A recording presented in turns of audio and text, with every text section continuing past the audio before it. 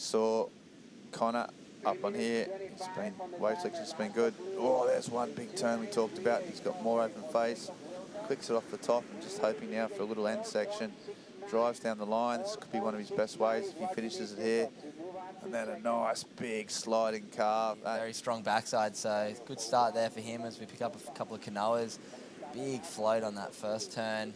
This must be a replay of his 5-5. Nice little wrap.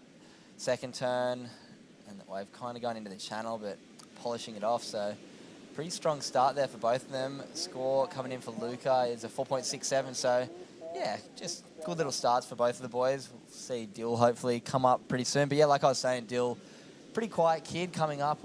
To be honest, he didn't really start competing in our board riders until that first turn of canoa. He's got that thing unlocked, a little snap spray turn, but then getting the extension. But yeah, so Dill didn't really start even competing until late junior series, and then yeah, we had when COVID hit, Surfing New South Wales in our state back at home. The first 4 or 5 days we were here, it was almost flat, so we had to keep it fun. As we see Licca, big backside turn, huge first turn there, and a big second one, connecting pretty perfectly with both of them. I think that's going to be a really big score. So Dill out there having a bit of a sleepy start, but yeah, really solid 2 waves there for Licca. And it just changes so quickly here. You see this replay, hard off the bottom, really tight, vertical in the pocket, and the release doesn't get much better than that, and connects really nicely on this bit of foam, throwing the fins, bunch of spray, and handles it nicely. So not the kind of wave he was after. Meanwhile, Igarashi right behind him off the championship tour in the Challenger Series, and tearing down one.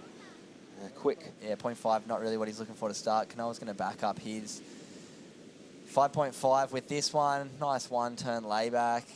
Would have liked another turn before that one, but he's going to back that 5.5 up. So screen as we were, as we see Kanoa straight off the ski chipping into what looks like a huge section. Big forehand wrap.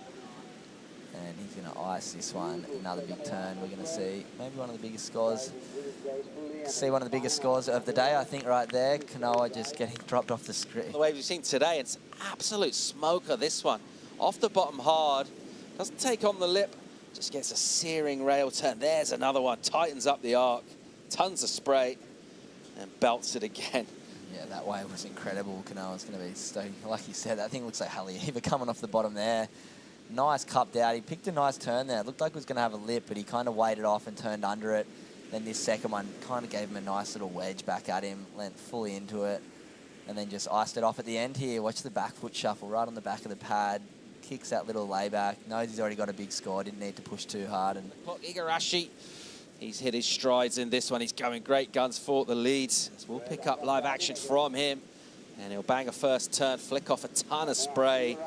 And then he'll get on his skates with some speed. He'll smash out a second maneuver as well. It's really nicely done. Great control from him. And very much looking like having a great read on this lineup. And a great way to put a heat together. He'll bring this one all the way in. Still a minute on the clock. That'll be his heat done. And we're fairly safe to say he's looking good for a shot in the last 16 right now. 52 on the trajectory up towards the very pointy end of the sport, I'd reckon. And I had that interview with him, and I kind of threw out the title contender going into 2022, and I feel that way. Looking at his surfing, the style of surfing he does, this type of surfing he can do on the quality waves as well, pipe. You know, he's got the whole gamut. He can contend for a title, and I think in his own mind, he's got to figure that one out. And as soon as he does, we're going to start seeing him, you know, winning events. Yeah, absolutely. And this wave, Carlos Muniz, he has just absolutely juiced that wave from way out the back to the shore. His first turn was big, and then he just, yeah, but at 6 foot trefoils, wow, he'd be amazing. But this wave though, Pete, it was good. Good wave choice once again, on edge for Carlos Munoz, straight into the bottom. Vertical hit off the top, so the carve, good variety in that one. Combo major moves, stayed with it too, and he stayed with it all the way to the shore. I mean, now with the fuller tide, those waves are staying open all the way to the shoreline, and he is milking every ounce of this wave. Not a lot of points on this inside stuff, but you know what? It didn't matter. There's so much nerves going on. You know, he woke up and he was probably freaking out, and sometimes a walk is the only way to kind of release your anxiety. So. Sure, yeah. This guy has some anxiety now too. Yeah, Mateus just on this inside. That's big section, big closeout section. So Lucas didn't get that end section, whereas Mateus has.